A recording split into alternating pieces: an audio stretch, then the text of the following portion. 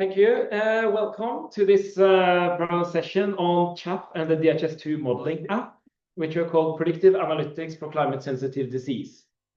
So as I've come back to, some of our point is that things are always cleaner and easier on paper, especially academic papers, than they are in reality, which is a bit connected to also the first rule of computer science, which is never do any live demos.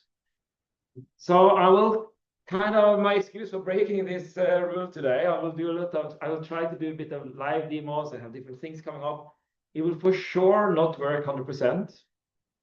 But that is how life is, right? And we're going to do early warning and all of this. So that is kind of the things not working is part of our message and the robustness and the handling of it. But first, so what we are talking about here is early warning systems. And I guess many of you were at the plenary this morning.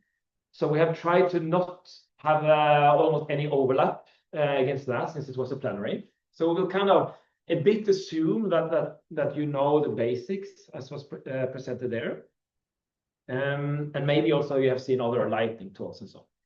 But basically, what is an early warning system, which is this is all about? It's a set of tools designed to detect and provide information about potential threats, risks, or disasters, enabling individuals, communities, and organizations to take timely action to reduce harm or loss. It involves monitoring, forecasting, and predicting hazards, as well as communicating warnings and preparing for potential effects. It's kind of a bit long, but it's also quite succinct. I mean, all of this is involved, and all of this has to be there in order to succeed with an early warning system. So our main focus for now in the DHIS Climate and Health project has been on, like most of the focus has been on climate-informed prediction of malaria and dengue cases 3 months ahead. It's just a place to start. So in the future, we might also want to go beyond. And even this is actually challenging, and it's kind of been around for a decade, but not really, and this we will also come back to. So we try to summarize a bit, starting a bit broad, like what's really involved of developing and succeeding with the data-driven. And data-driven is kind of the same as machine learning-driven. I think in these days, it's more hype to say machine learning-driven than data-driven. Early warning system. But these two come together, right? If you want to have a data-driven, often it includes some modeling. So this is essentially what it involves. First, you have to examine the evidence base. And now let's take malaria and dengue as examples, but you would need to go through the same process for another disease. So you start by examining what is known about how climate sensitive malaria or dengue is. What could be the factors? Is it humidity? Is it rain? Is it temperature? So you try to read up on the best documentation, maybe the academic literature, to get an overview. Then you turn into your own country. So I mean, we are looking at the case of like introducing an early warning system to a country, which is also what this Climate Health project is a lot about. So then you turn into your country and you see what kind of data do we have available, right? And before today, we have been presented the climate app, which is one way of getting a lot of global data into the country DHIS2 system. And also we are now working, as mentioned by Björn earlier today, and are working on getting local data, climate data. But also the health data is here crucial. And also the quality of the health data is crucial. So if we have something like malaria, we have to find out like what is the quality? Do we need to improve the quality maybe if we want to use it as part of an early warning system?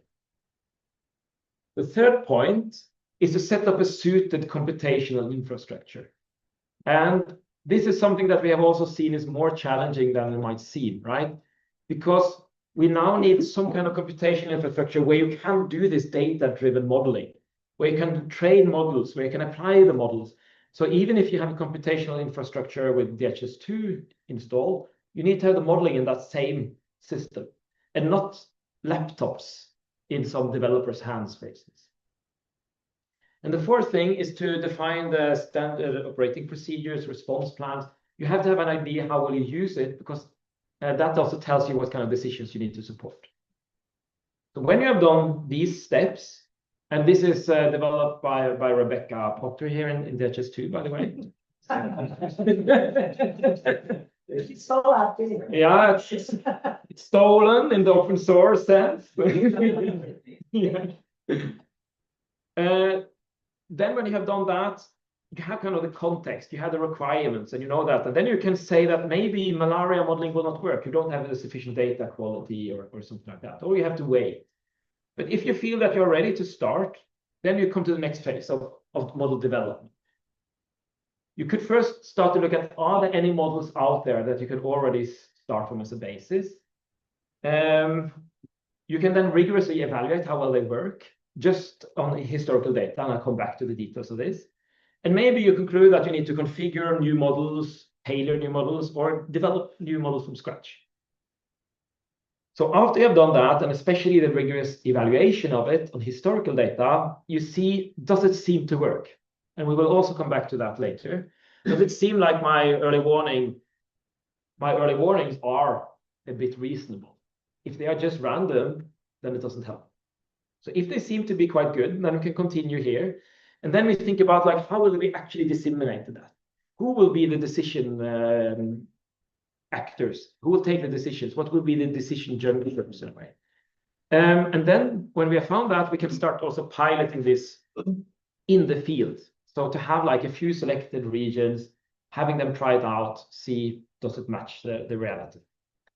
If it's also promising in the field, then we can try to take it to scale.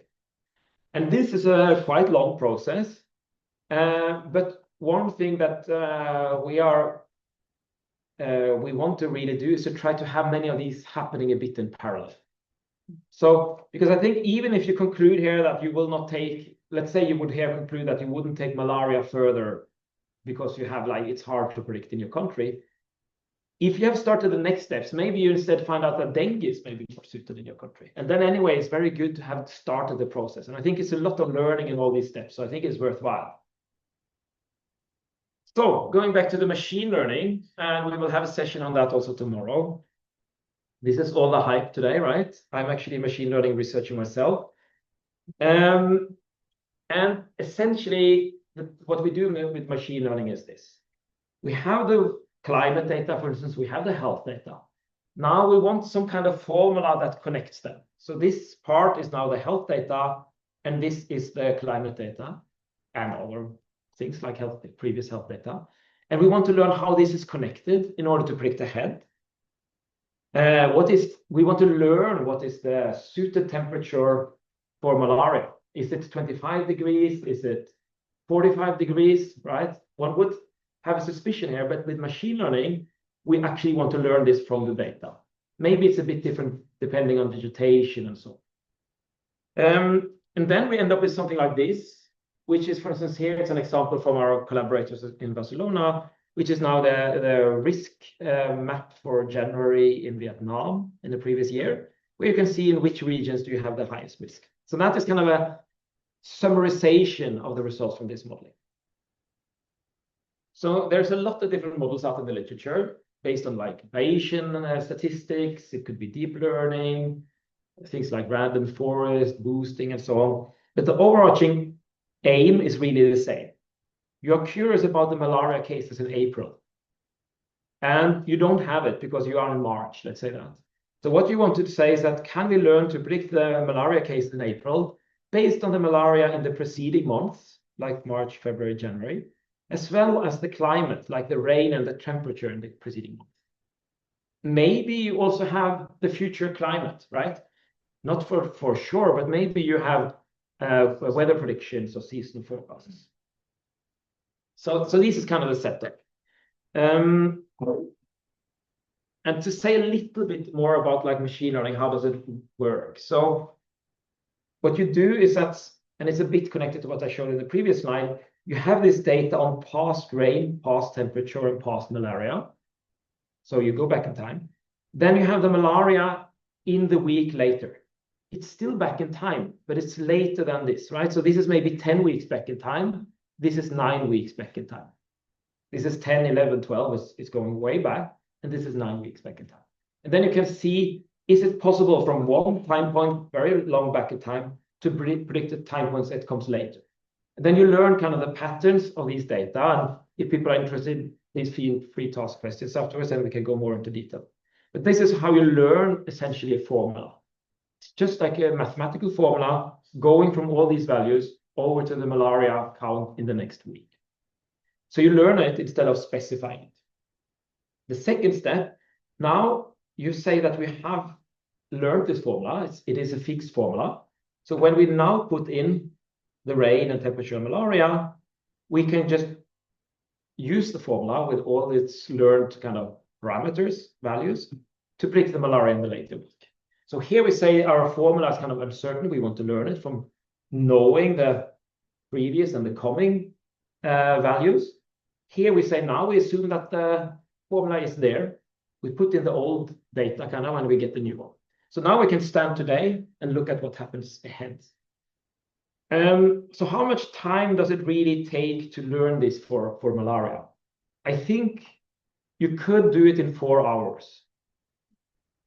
What you would then do is that if you have the data, and there's a lot of public data, you just put this together, you throw it in, and machine learning is very established these days, quite easy to get started. You can even follow a tutorial. You can ask ChatGPT to make it for you. You will have a prediction for malaria the next week. Now you have your formula. You put in the rain and temperature of malaria we have today in the system, and you get your predictions 1 week ahead. I think it could be in less than a day. Would you want to now use that in operation? No, for sure not, right? So how much more time does it take? Like, so 4 hours to get the first thing? Well, maybe 2 years, 3 years, 4 years, right? This is kind of the scales we are thinking about here. And I think like in the HISP network, you kind of know this, right? That implementing something and making it work in the real world is much, much harder than doing a small mathematical exercise. So to start to expand, why is it a bit more difficult than this, right? The first step of why it's a bit difficult is that if you want even to trust the model, right? Because what you do here is that you learn a formula and you use the formula, and you have no idea how good this formula is. So the first thing you at least have to do is to try to see, was the formula good? Was it possible to predict something? So what you then do is that you train the machine learning model. So that is the same, right? Learn the formula. You use the formula to predict. But then, since you have done this back in time, and we will show more details, you can compare what it predicted against what really happened. So I will show several examples of this. Then you do that many times in different configurations to see what kind of models work well. How do you need to set up what type of formulas do you need to start from? And what values are you allowing to take? So you do this process repeatedly. This we call sometimes tuning the model, but you can also say it's a bit of like tailoring. And we'll come back to how we do it. Then when you have selected your best model, you again do the same. You train it, you predict it, you evaluate, and now you see you do it much more rigorously, the one you selected, and you try to look at the many things and see, does it still seem to be really good? Then, as mentioned in the early warning, you try to put it in operation and try to predict and have data-driven actions there in a pilot. So this is even just like, I think we think that this evaluation phase should take like a year at least. And one doesn't even need to think really about like putting it to real use when one starts this. One just have to think about the evaluation process. How do we determine whether it will work good or not? What we think is important, and here we are maybe a bit new and having this perspective on it, and I think we bring it with us from the HISP network, is that we think if you want to do this through many steps, it often involves a model redevelopment step. Meaning that when you train, you take some kind of model out there, you predict with it, you evaluate, you find out it's not good enough. Sometimes you just go back and tweak a little bit. Other times you have to really start to modify. You have to think like, what is special in my country that means that I need a very particular model? Or I see a weakness on the data when it's used in my country. I need a tailored, deep solution to it. Then you have to modify and develop this new model. Could also happen up here when you try it out in finer detail. This one requires a different expertise than the expertise here. So we will also come back to that here it might be people in the malaria program that would do that and learn to critically evaluate it. Here it would probably be maybe be university groups and so on. And we want to have this happen in a country, as we mentioned earlier today. So that is why we have made this, and this is a brief recap. I will do very little recap. This is why we have developed this Chap Modeling Platform that I will soon show. Where we can do this configuration of models, the training of the models, the tuning of them to make them work well, critical evaluation, and also sharing of these models across countries and between different developers. Where we have the reuse, we have the country ownership, it's collaborative, open source, it's built around experience sharing, capacity building, and we can go beyond.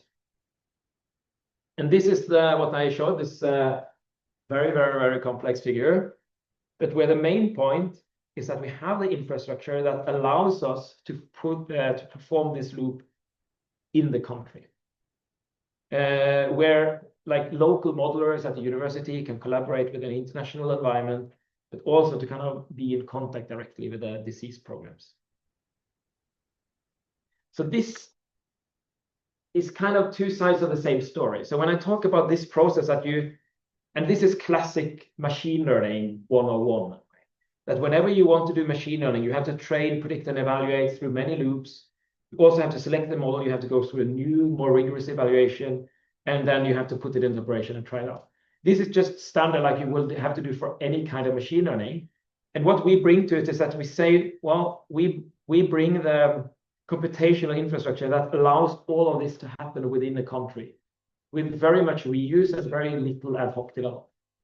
So it's kind of a way to allow this a bit complex multi-step process to happen in a way where you have, when countries have sovereignty of the data and ownership of the whole process. So now comes an even worse figure that I didn't dare to take before today. Yeah, because I knew that Kristin was not going to check these slides. So this is our full process of how to evaluate these models. So we start with a problem owner, and it's kind of, we have said epidemiologist, and that can mean also a bit different things. But it's someone that wants to start to have an early warning system like I've introduced now, with prediction ahead in time. So to start, you can actually start two places. And this was updated last week when we learned a bit more about it. And I think one way to start is to say, well, what models are there out there? Check the academic literature. Where can we find some machine learning models that we can use? The other way to start is to develop what we call a conceptual model. That is more when you just set up, how do you think that malaria is affected by climate? And you say that, well, if it's really warm, then the malaria will breed faster, maybe they will bite faster, or bite more, not faster, but more. Maybe if it's hotter, there will be more people outside because it's harder to be inside, so you're more exposed in a disease. And you try to just map out how you think the world is. And that can now inspire a statistical model or a machine learning model. Then you connect with model developers that are more into machine learning and statistical development, which could now be local also at local universities and probably in international collaborations. But in either case, you end up with some kind of model. Then you look at what kind of data you have available. You use the climate app, you look at the quality of the data. You go down and you select your model, either a locally developed or one of the ones you had. You decide something we call hyperparameters, which is what I had in this tuning. It's a bit like how conservative or radical kind of is the model. Is the model really trying to fit the patterns in the data very sharply, or is it kind of being a bit more kind of conservative with it? You can also maybe see how far ahead. Is it 3 months? Is it 1 year you want to try to predict? And then you do this rigorous evaluation and you see if it's good or not. It's usually not good enough in the beginning, so you retry. You see maybe you have to have a shorter forecast horizon, only see a shorter period ahead. Maybe you tune your method a bit more. Maybe you select an entirely different model. Maybe you select another data source. maybe you go back and even adjust your conceptual model of how kind of climate is affecting and other factors are affecting this disease. And you can also have this ask for improvements, right? You can contact the local research environment, university, and so on to say, we see this weakness in the model. Can you now try to make a new model that kind of relates to this weakness?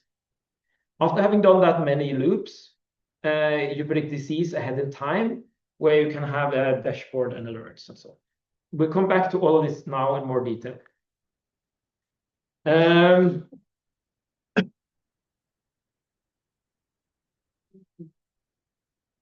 So to make this a bit more concrete, like I talked about, and if we go back to the previous figure here, I said that you start maybe with a one model. So the way we hope this to work is that you wouldn't start by contacting some groups, applying for a grant, waiting 2 years, and then you get your first predictions. Instead, you go into, yeah, I could just show it from the start, right? You go into your DHIS2 system, you go here, you say, I want to have the modeling app, which you have seen earlier today, I think many of you. When you come into that, this has a lot of models already made. So you can select one of these. You can select the My Monthly one. That is a nice name, right? What I can now see is that these are now the dengue cases. And I can, as shown before, try to slide this ahead in time and see how it behaved. So this is now going back to where I started about the critical evaluation. We are now in the first phase. We are just wondering about whether the predictions are good. Is it at all possible to model and predict ahead in time? So what I do now is I select where do we pretend to be?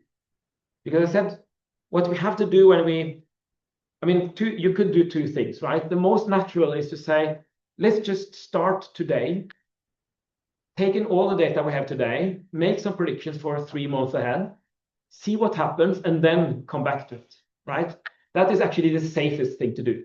If somebody says they want to predict something to you, the safest thing is to say, like, predict what will happen in 1 year.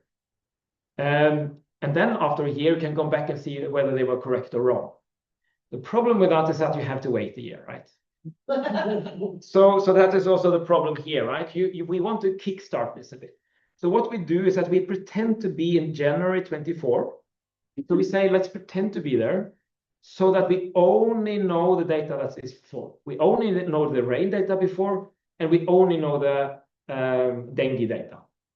So this is Laos, Vientiane, the capital, that we have been allowed to use data for, with dengue per month. So we are now standing in January. We say that we have seen the real cases in 2019, 2020, 2021, 2022. And then we are wondering what will happen when we stand in January. And we pretend to be there. Then we make our predictions. You see, it's almost not possible to see. But we could zoom. Yes, it's good. Thank you. But yeah. Yeah. Now you see it.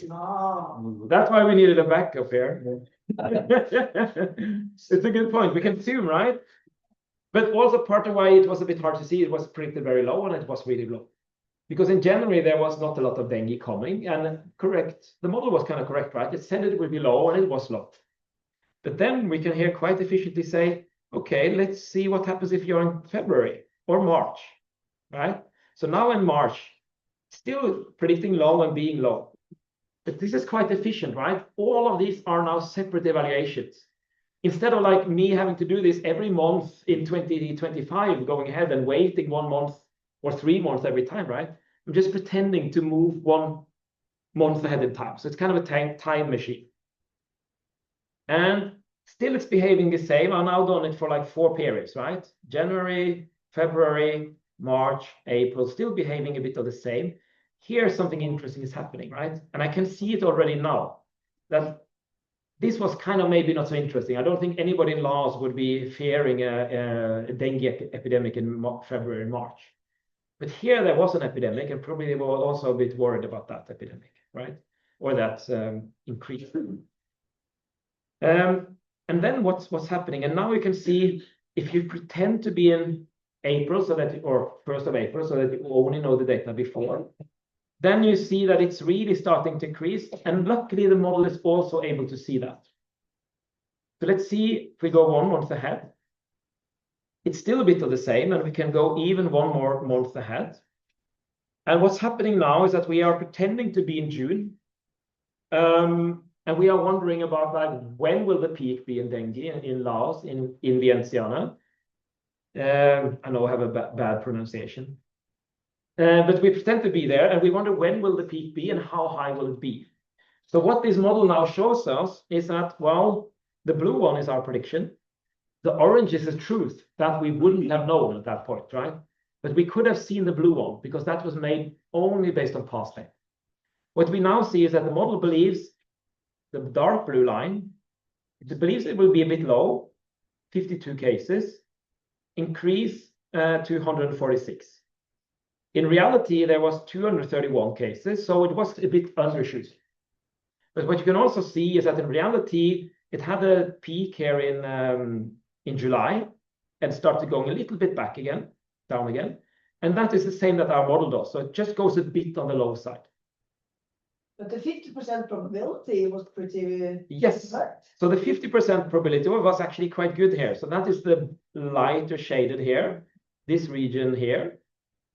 And that is actually quite good. So you see that it says, well, it cannot know the number of cases for certain. So the model tells us it will be somewhere between here and here. And it says it's a 50% probability it will be here, which means that it's not sure, right? It says like it's a 50% chance to be somewhere here, and it's also 50% of being outside, more or less. And actually for this period, it was inside this like 50% that it most believe would happen. It also gives you the 90%, so the outer here, which says like, I'm 90% sure that we will be within here. And it was correct. And 90% sure means, it doesn't mean sure, right? It means that in 9 of 10 cases, I will be correct. That's what the model says. In 1 out of 10 cases, it will be higher or lower. So this is all looking good. And it's very efficient what we're doing now because we're actually just like sliding through, right? And we can see that as we were, if we had been in the capital and Laos and looked at this, it would have been predicting everything very nicely. So far, so good. But we have only looked at one region. So let's also go to the next region, next province in Laos. Here it's quite flat, right? In reality. But now look what this is telling us, right? Starting good, predicting that it's low, but then it says it will probably be an outbreak in July. And that didn't happen. So now it says it's 90% sure. It was wrong, but maybe it's okay, right? I mean, that we also have to say, right? It is allowed to be wrong 1 out of 10 times, essentially. Yes. And then we can look back here, right? And you can see it's something interesting with July. Because July had a peak in the capital, it was high. No peak here, but it predicted high. Predicted high here. It's okay. Yeah. Here it predicted a bit high. Here it was actually undershooting, right? It was even higher than it predicted, which is maybe more dangerous. Here there was a bit of a peak. Here there was no cases at all registered, but there was a predicted peak that could be really high. And so on in all the countries. So why is this now happening, right? And then we have to go back to the machine learning model. And there are many different machine learning models, and they are built with very different assumptions. So what this particular model does is that it looks at all the provinces and laws, and it tries to find it learns this trend of July being high. And then it applies this trend a bit to everywhere, right? In one way, it can be good, right? Because if you can look at all the provinces at the same time, you can kind of start to see a pattern instead of just noise, right? So it's in some way reasonable as long as your country is a bit homogeneous. Then it's very good because you get less noise. The problem is that if your country is highly heterogeneous, it's really bad, right? But you could also say that maybe this is an interesting warning. You have never seen, or let's say even one with lower. This one. You have never seen almost any cases of dengue, right? 3 cases were the most we have registered here in one. But maybe this one is a bit useful. It tells you that actually in July 2024, even though you have never seen dengue it warns you that it could actually happen because July is such a season. And so it's a bit hard to know for now. You need to evaluate this more rigorously to draw like a sure conclusion, but it could be also a good indication. So what we will do like in the year ahead is to develop a lot more of these metrics and a lot more visualizations and a lot more ways of looking into this in order to do this very rigorous assessment, because it's not any kind of very simple thing like did it match or not. But essentially what you can look at is that at least in roughly 90% of the cases, it should hit within this big interval that tells you. And if you look at this, it's actually not too bad in laughs. Most of the time, the truth. Which model is this one? This is actually the WHO EWARS model. So it's not too bad in this setting. Not super good, but decent. But now what you can also do is to say, okay, how is that now with a different model? Let's just try to find another model that I can use, bi-monthly 2. Is it behaving the same or differently? In this case, it's not too different maybe, but you can, for instance, already here see that this one goes all the way up to 500 cases. This one is a bit more conservative and says it goes up to 380, and this is going all the way up to 490 cases, right? So it's a bit lower. And then we can look through, but you see these two models were still a bit similar. If I'd selected other models, they could be much more different. And now I can start to see side by side, what kind of model should I use for my country, right? So I can test another one. Am I more or less happy with this one compared to the previous, right? It's behaving a bit differently, but not too differently. So I can go through this, and all of this is quite quick to do. You don't need any programming. You don't necessarily need so much. It can be debated how much domain expertise you need. You need to know how kind of a bit, at least how to relate to it. But you're using an existing model in this phase. And this is what we call, now I'll come back to this gruesome figure that we think is a bit important, where we try to think about what is really a model, what is really a machine learning model or a statistical model. And this is something that after having worked on this for a year, we realized that sometimes we were talking past each other because we were thinking of different things with a model.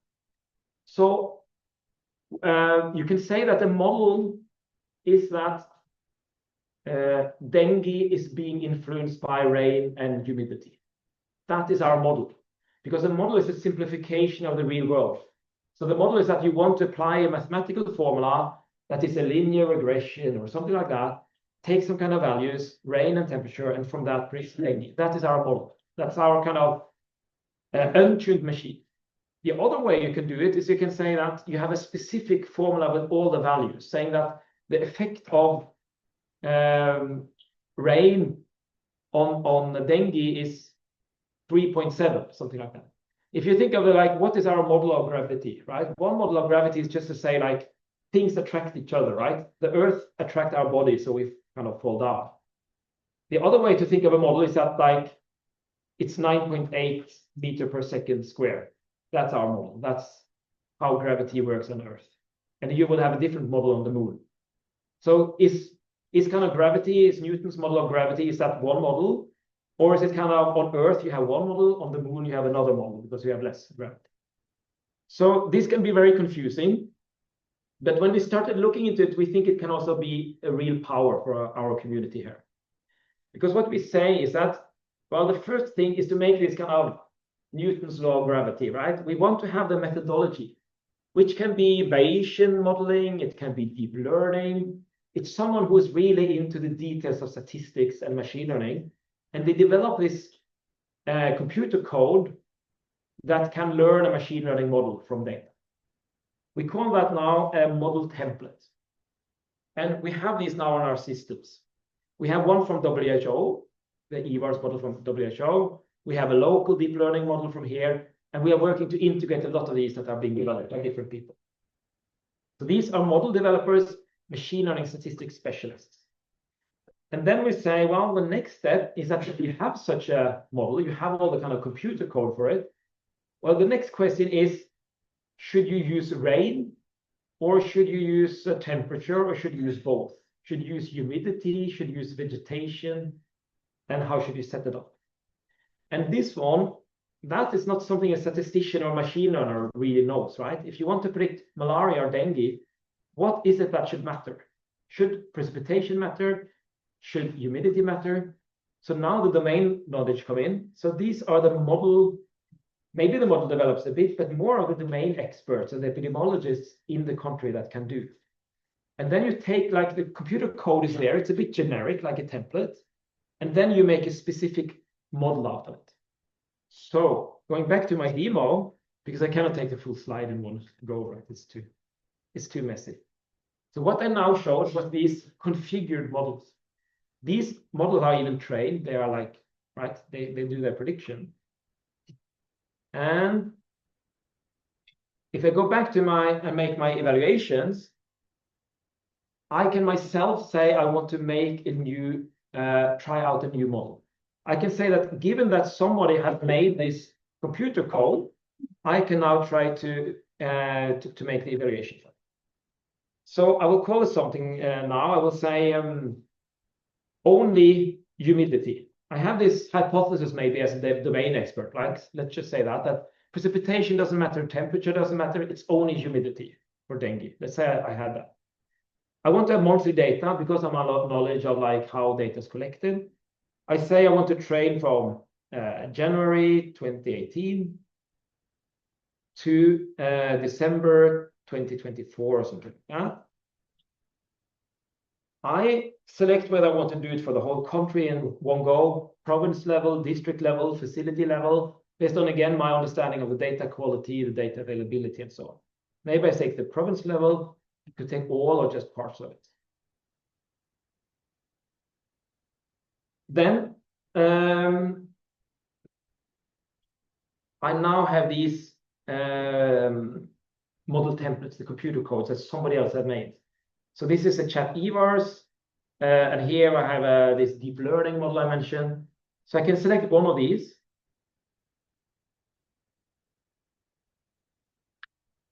I can do something called a dry run. That is just to, yeah.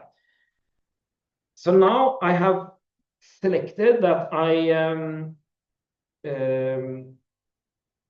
the organization, what I will have, and then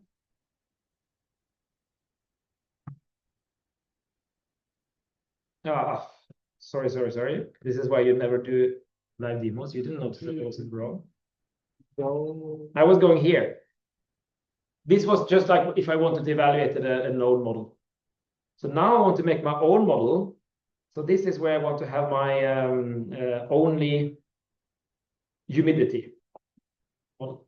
So I select one of these, take this deep learning model. I want to have the only humidity. There's a lot of things I can select here. You see a lot of kind of details of the model, how it works, that I can tweak and tune as I want. It uses population. And then I can go in here and I can say, okay, I want also to have humidity, but only that. So I have population and humidity, and I say configure model. If I now go back here and make a new evaluation, I can now here select, where's my, was it here?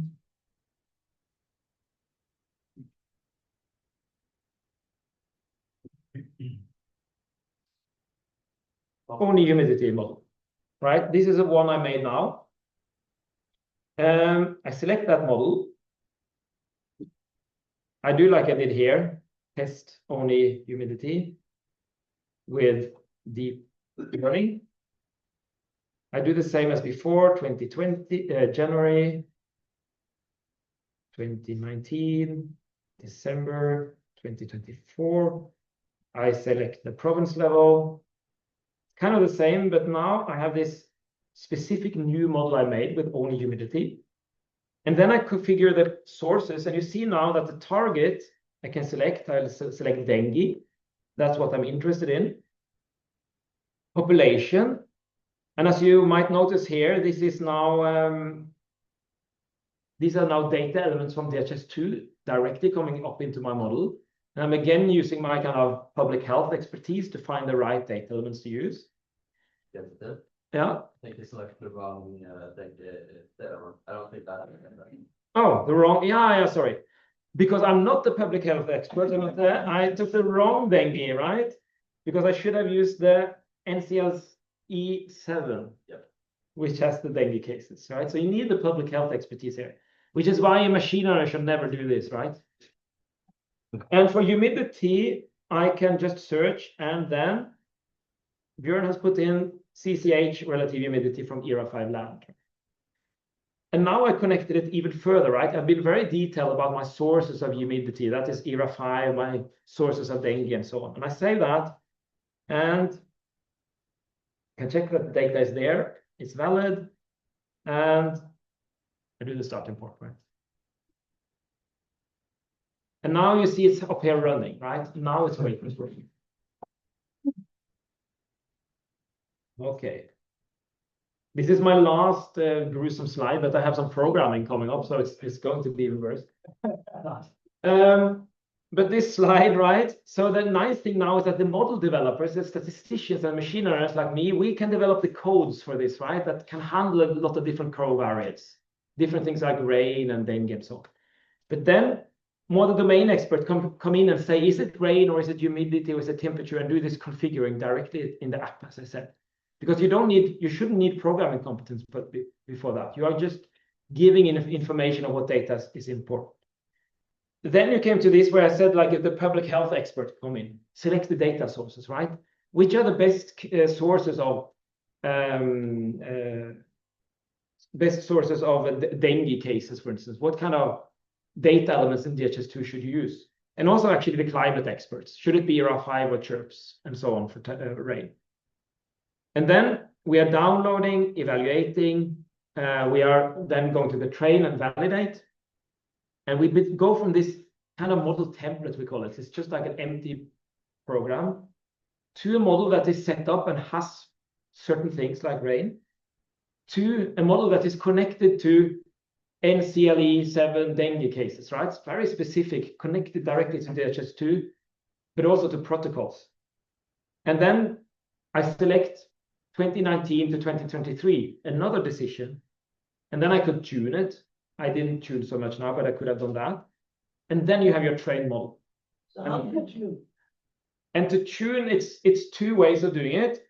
You either try this in many different values and you try to explore it, or you wait half a year and then we will have it built in.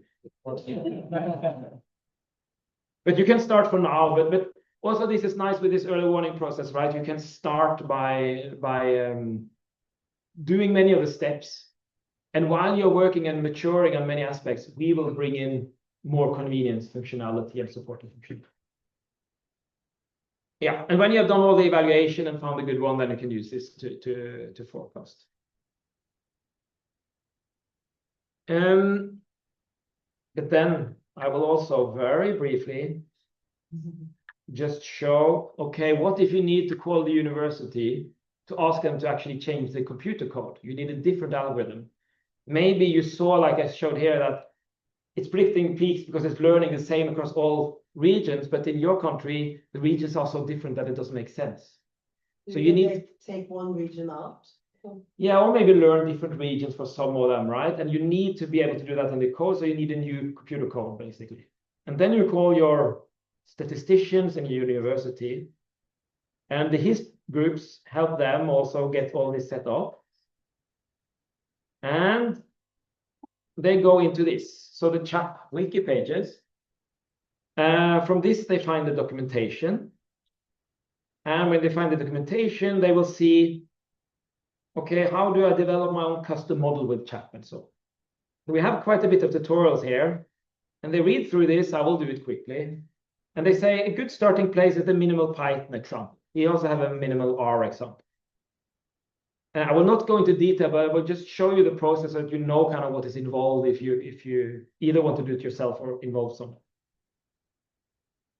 Now I take this code from GitHub where we share our code, and I say I want to download this to my own computer. Load. So now, yeah, I have done this many times. So now I'm copying the code base down to my own computer. And I'm getting this. And I'm getting a tutorial again here that tells me how I'm going to run it with Python. I can train on some example data, do the prediction, look at the numbers, and so on. And after I've gone through this tutorial, I will know how to integrate my own model into this Chap system and getting into this modeling app. So basically, what I could do is first you have to kind of, there's always a little bit of setup like DevOps things for those that are into that. At least in my machine, it's like that. So I'm setting up like to have the right Python available so that they can run things. I'll go into my terminal. And it's coming up here. And I write something like Python isolated run, which was shown in this tutorial. And it says no module named joblib. So I have to install something. I go here. Now, let's do it like that. I install a library that was not here. And if the internet is there, it should go quite quick. And then I try to run this script again. That at least worked just before. Yeah. And then I need to also install a couple of other packages. I will not do it now. But when I've done that, it will run here inside this setup. When I have installed everything, it just takes like maybe 5 minutes. When I've done that, I can go continue on this tutorial, which tells me that, okay, now that you have done that, and these are examples, you can continue by running it inside this Chap system. So what I'm doing now is say, I want to run this in this whole Chap system. It's again quite easy. All I have to do, so this is our Chap platform. There's one place here where it's the path I need to have to my new code. So I will just, I can just run it here actually. So essentially I just put in the path where I put this code and I run it. And now it's running through Chap. So already now I kind of made my own custom model. I downloaded it. I could here change anything in this to my own. Here you see it's a linear regression, if for those who know that. If you have a statistician at the university that says like, I don't want to use a linear regression, I want to use a random forest, then all he has to do is to do like this. Say from, and then it wasn't there. And say, let's use instead a random forest, right? I'm inside the code, so I can change anything, and I can change all these lines. And I can make anything completely from scratch. And then when I've done that, the model I have in code, I can run now through the Chap platform. And now it's being run here, and it's sending, we have a lot of data from Brazil and so on, a bit of public dengue data. And it is indeed running on that. And it will soon produce some answer on this ICMIP dengue harmonized data set. And then I can see how well it works. I could do that many times as a modeler in the university. And when I'm happy, I publish it back to GitHub again. I take my own thing and I put it in as a repository on GitHub like I've done here.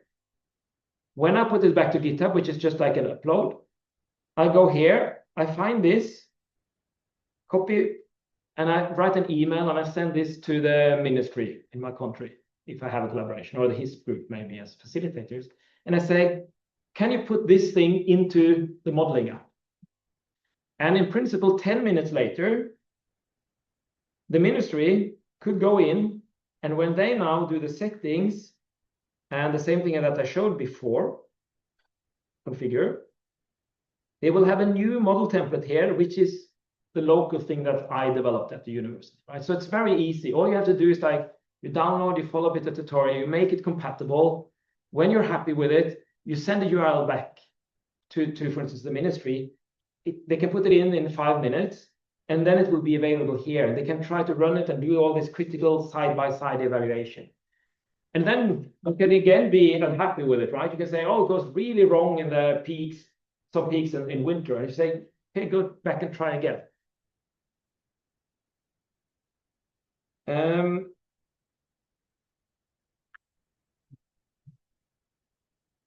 So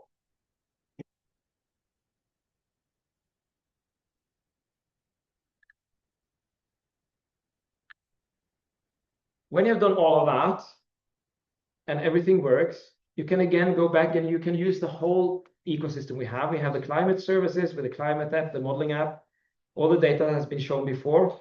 We also have things like dashboards, notification systems, all of the things that come with DHIS2 that can complement this experience.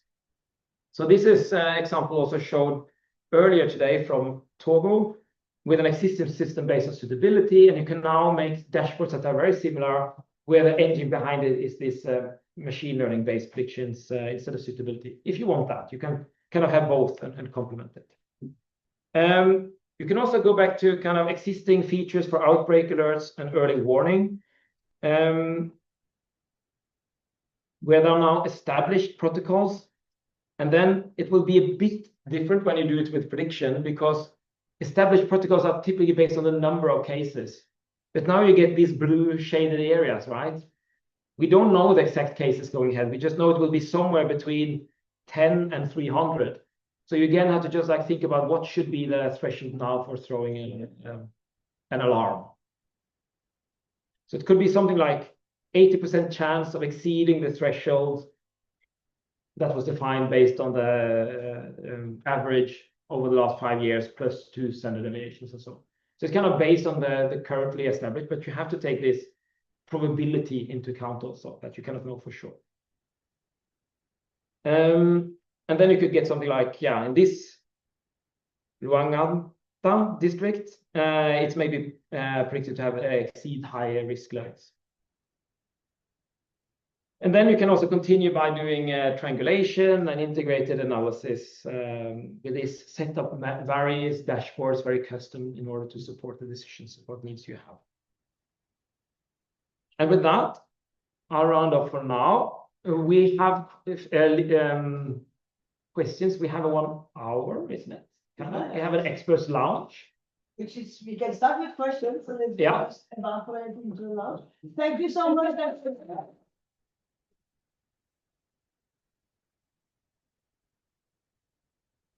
So, then shall we do the, can I have a handheld? I will do the running. We start with some questions, and then we will be around in the whole kind of chat team for I think 1 hour. Yeah. So we can just down and ask any kind of difficult questions. Yeah, in more private. If you want to do it here in open, you can do this one. Okay. Thank you so much. It was a great presentation. And it's interesting learning more about this machine learning. I just have one question. At the first formula that you showed before, if I'm not wrong, there is special random effects that it's in the formula, right? I think that means that the model needs this special random effect, maybe because of the districts or the areas that we want to forecast. So I just want to know if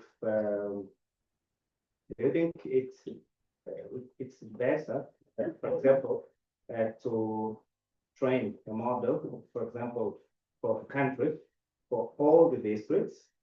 Let's imagine that maybe in the country there is a difference in terms of the malaria, because this way some districts are lower, some are higher. So is it best we train for all the districts, or maybe we can train with stratifications? Yeah, we say train a model for the higher risk transmission, the medium and the lower, for example, or for all the country. Very, very good question. So it's about like, how do you set up these formulas? And without going to full detail, like in this formula, for instance, it says the effect of rain on disease is assumed to be exactly the same. I can see that because it's beta K and not an I, so it's kind of not different between regions. So in these formulas, you make these choices about like what you assume to be kind of similar or not similar. And then the question is also like, as we saw in the predictions, right? It was kind of assuming that an outbreak could be in a region, not having seen it, just because it was found in other regions. I think when you do machine learning, it's the basic principle that's always good to train with as much data as possible. And if you think of ChatGPT, right, it trains on the whole internet. It doesn't have a specialized model for kind of economy questions or something like that, right? The challenge of that, which meant that ChatGPT and these kind of systems only came 5 years ago, is that you can kind of get a very blurry, smeared out picture. So you have to be, the model has to be very well set up so that it kind of learns from other, like trains on all provinces or all districts at the same time. It kind of borrows some information across, but it's also allowing every region to have enough degree of kind of uniqueness. And that is typically balanced in some different kind of what we call priors in these. So that comes back when I did this configure of the model. There's a lot of parameters I could set. And some of these parameters has to do with how much does it allow the different regions to learn different effects, and to what degree does it force all of them to have the same. And when we run this, we always connect the regions based on the polygons. We always give it the neighboring districts together. So we always give it the opportunity to learn that things are spatially connected. But it's up to the country specialists to know that maybe in my country, all the neighboring regions are very similar. Or maybe you know that like I have urban, rural, so it doesn't make any sense to have any smoothing. And then you should kind of turn that off. So this is also why we want to move this away from the statisticians and more over to the kind of the country specialists and so on. Thank you. Thank you very much. This is a good application for DHIS2. And you kind of actually answered the question you were explaining to him. But one of the things that I want to acknowledge that this might actually be good for us to, for early warning system, especially for malaria and so on, also to do the prediction, what to focus on. But before you could actually go through GitHub, drag the code, my question was, how do I know the algorithm behind this model? Yeah. Yeah, so, but and then now when actually when the health expert and the statistician come, how do they know that this model is built on random forest or tree or whatever? Where does that show on the interface? That's a very good question.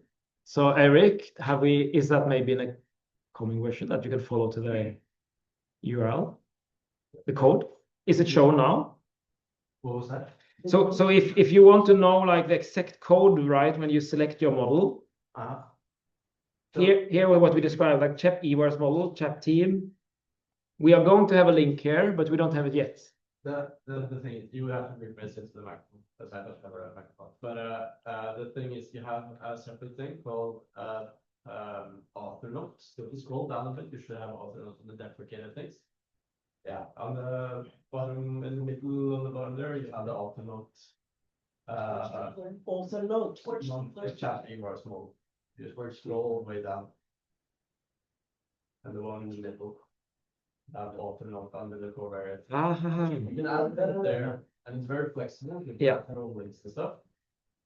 We also want to add a link to the GitHub directly, but for now you can add it either as or as simple. Yeah, so we will soon have. It's a really good point. So we will enforce it soon so that you find directly the link and you come in here. In this case, it's then quite simple, right? If I now look at the training here, this whole model is like 7 lines. So it's of course a very bad example, right? Code. If it's a real code and we only include open source models where the URL is available. So here we have 42 different repositories where many of them are, like we have a REMA model, epidemiar model from Ethiopia. And this is, for instance, the EWARS template that I was running. And then one can go in here where you can actually see exactly the code. The only challenge is that, like, right, it's not always so easy to kind of really see, but you can actually go in here and you can see, okay, this is how it works. This is the cases is 1+, and then it's some spatial thing and time cyclic things and so on. So everything will be like that very soon. Oh, thank you so much. Did I see a hand? Yeah. Bring some more, yeah.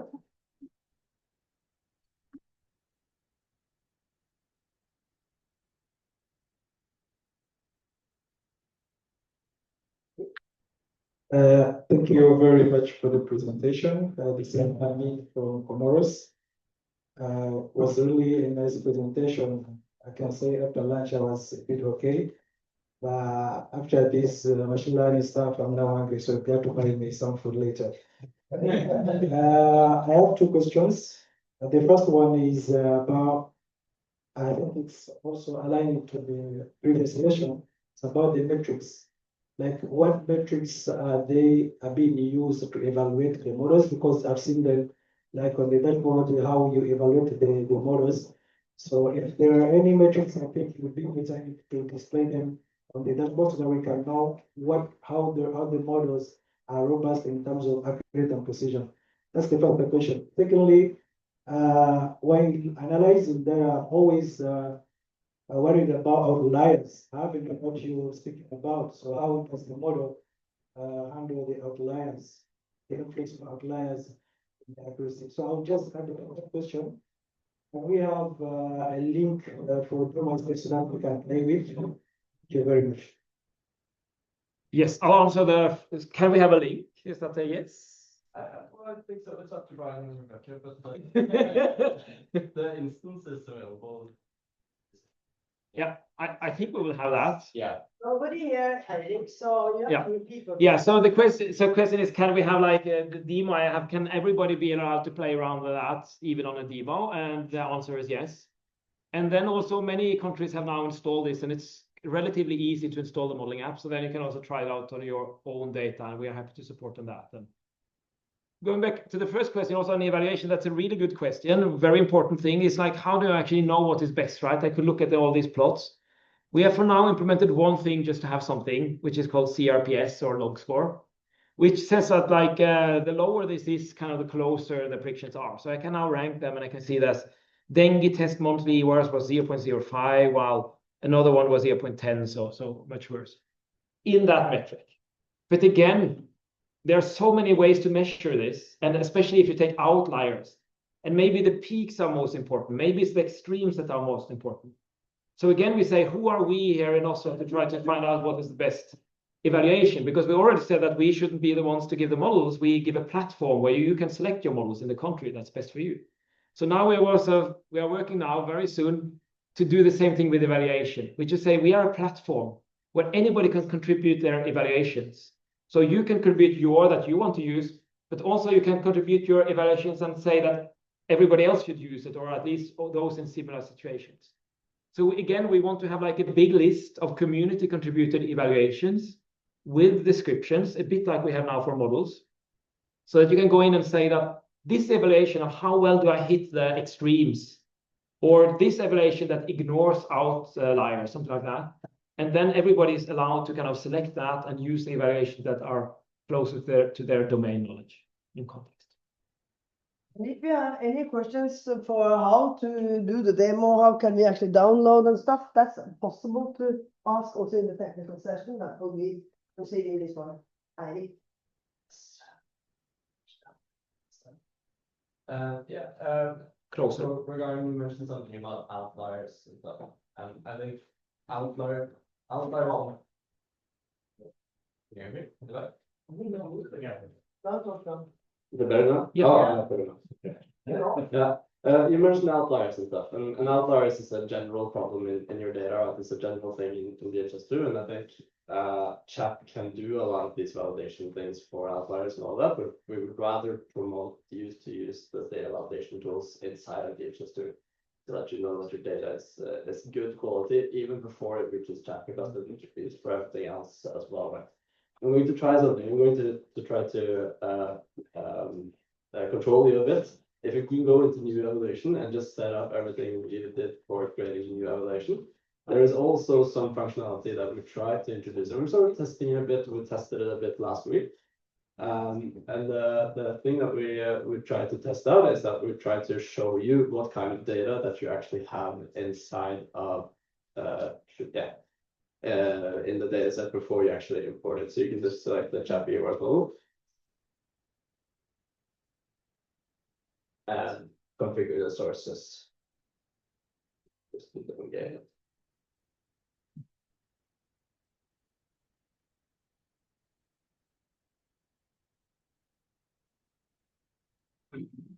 It's up to me to select, right? I can select air temperature for rainfall for now, Yeah. just to show you. Right. So if you click the inspect data set there, that hopefully should work. What we're doing here is that we're building on top of another building block in DHIS2, which is the Data Visualizer app. This is actually a plugin that is running the Data Visualizer app, which means that you can use all of the other things from the Data Visualizer app. So if you, for example, set up a legend for the different data elements that I try to import here, let's say you have, for example, a legend that should be red above a certain threshold. This will show up here, and you will see it immediately that there is something wrong with your data. The last thing I'm going to say is that in this case, it's data elements, but it can also be indicators and program indicators. It doesn't have to be a data element. So you can add filtering and add all things into your indicators before it reaches Chap. Thanks. Super. I could also mention in connection to that the two things we want to do ahead is to learn more about everything we can reuse from the DHIS2 system, right? That is important for us, like data quality, data harmonization, data collection, and also dashboards and notifications and all of this. And the second thing is that, like, now we have this basic thing up and working. It was a lot of work to just get all the basics in place, but now we want to have more about model tuning, better evaluation, combining models, maybe looking into what the models really have learned and so on. A lot of new things. Kathy. One more up there.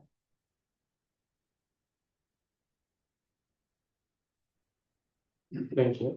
I appreciate the work you've been doing, and for example, if these are played in advances, for example, there might be many other outbreaks that isn't listed in this. So can we add other diseases if there is in our data set? Should that work too? Plus, for example, let's say that there is no malaria here, and if I should select another future selection that has a high importance to predict, can I include other features other than the ones listed there? And also, if there is another data that should be considered, for example, that can be imported into DHIS, but that isn't being collected directly to DHIS. How can we integrate? And my final question is, can it be modified for other early warning or other surveillance? Yeah. Similar issues. Can we modify it? Yeah, we at least want to do kind of two things a bit at the same time. We want to make it very generic and like in the also HISP style way, that you make a tool that can have many purposes, which is also why, like, we have this target. I can hear, no, what can I find? I'm not a public health expert.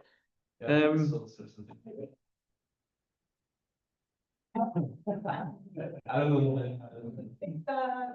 Birth. Diarrhea cases. Oh, yeah. Um, You're blind and no others. acute watery diarrhea cases, right? So even though we have never done this before, with the right expertise in the room, we can select that, and we can now say, okay, it can be population, rainfall, mean temperature, but I can also go back to this configure thing I said, and like for diarrhea, set up exactly what kind of features I want to have and be able to select those. So we have made it to be extremely flexible in terms of like these things are what explains the target in the time ahead. And for now, the focus is a lot on predicting ahead. Maybe also we will look into like how we can understand the connection. So like one thing is to, for instance, it was mentioned air quality. So one thing is to predict air quality related health effects maybe ahead in time in a way, like respiratory disease. The other is to try to kind of learn in a way at what levels of air quality is it that we are seeing issues. So kind of at least learn the risk factors and so on. So it's many directions we want to go, but it will a bit depend on you that are here and the conference and that send us emails, because we are really wanting to be reactive to inputs from the whole HISP network.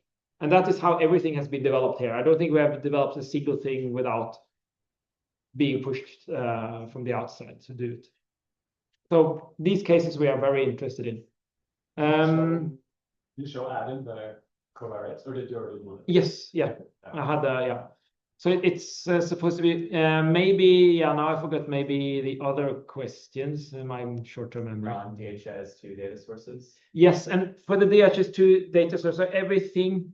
So what we also want to say is that, like, say, malaria intervention data, we have worked together with Randa there and said, like, okay, you can always try to make it into a kind of Excel sheet and then get it directly into the system, and everything can go wrong in a way, and how do you have control of it? So what we have said is that, okay, digitize your malaria intervention data, which is not in DHIS2, but these like spraying campaigns, digitize it into the DHIS2 system by having it on their org units in DHIS2, on the time periods in DHIS2.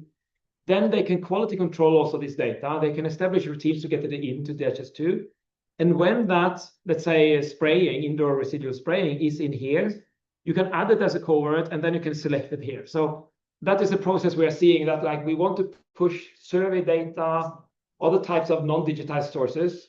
Maybe it's in Excel sheets, push it into DHIS2, streamline it, harmonize it, quality control it there, and then get it into this to use for predictions. So that's our way of gridding, you know, put it in DHIS2, you have the period and you have the organ. Any other questions? There will coming one more question. Otherwise, we are entering into the one, you know, people can come and ask questions that they don't dare to do in the open. Yes, really good presentation. You know, I'm from outside the field. I'm not from climate and health, and I do not know much about this. So I got curious about many things, but more a good question to transition into the launch, more high-level question. So what are the desirable properties of a really good early warning system? What should I'm curious about many things. I could maybe give a couple of examples. What do the governments and business organizations need? Is it overshooting a good thing or undershooting a good thing? Can there be many false alarms? Is it the overall deviation from the peaks that you are really curious about, or but sometimes having many false alarms is all fine as long as it's not saying that there are going to be 0 cases when it is 1,001. Yes, I totally agree, and we have been very curious about this, because like also for this, right? Maybe is it really informative to have good evaluations in this period? Do you actually need to know the number, or do you just need to know the peak? So does it matter if you don't hit, right? Is it absolute number is the peak? We have tried to ask this question to many countries that we've discussed with, and I think they find it also a bit challenging, like us, right? Because like it's a big health system, and like how do you do it? So I think that is how we ended up a lot pushing this iterative approach. because we think that when you see an evaluation, then you see, no, but this isn't good, right? It's like if I ask like what kind of sweater do you want, right? And you wouldn't know, but when you see one, it's like, no, I don't want it because of this and that. So I think that's why we really like this agile, iterative development process. So get it out there, and then they will certainly say, in the country will say that for our system, we need to know the peak timing, because that is the only thing that we can exploit. So we are hoping in the year to come, because now is it like 7, 8 of the countries in this pilot have it running on their servers with their data. So now we really hope that this will be coming back. So now it's time to engage with the data with the health program, because then you can kind of have these discussions to actually evaluate practices, what is actually the common practice and what is actually what will this imply. And there is a lot of unknowns, so this is under construction. But what we hope that this is really a vehicle to data use. And the more the data are used, the quality the data will be, because then you will demand better data. And then you maybe will clean the data a bit better, because you will be able to see more. So this is a kind of a long process. We have started, and there's so many things we don't know. But I really think that this kind of cooperation with the health program, with the people nationally, where the knowledge sits maybe, together with the high burden, or where you are in the elimination maybe, because then it's maybe more important to what you actually have learned. So this kind of discussions around those models, I really think can be a very, very, very good point of departure. And then you can fine tune from there. But even having that discussion helps, I would think. If you could have that discussion every quarter or something, quarterly discussions, what is the outlook the coming 3 months or something. Then you have more awareness, you can be more prepared, and you can even have a lot of information that you can fine tune your models better. So that's why we really want to have the local capacity in countries to be able, and this platform of Chap is actually customizable, so you can actually adapt the learning as you go. That's why we have to do the training locally with these groups. So that is also part of the kind of building capacity in the country, so you can actually adapt to learn from other countries what others have done, So this community, we are very much welcoming everyone, because we have the youth community of the climate app and stuff. We have chat community, and I said it will show, and everything is in the open, so you can even reach out if you would like to explore and write together with us. It's even paper ideas is open there. And just reach out and send us an email. And of course, when we are talking about the 10 countries, that's because here we start. And now we hear about the Caribbean. There's so many other countries that want to pick up our global resources, which is up for grab. But of course, understand it's under construction. So don't run away with it and think it's out of the box. It's not. It's under construction. So we all in this community would like to get all the assessment, evaluation, experience sharing. We will maybe invite for a webinar where people can share those experiences, so we can together learn more, so it can be useful. But I don't think it's dangerous to engage the health program for discussions.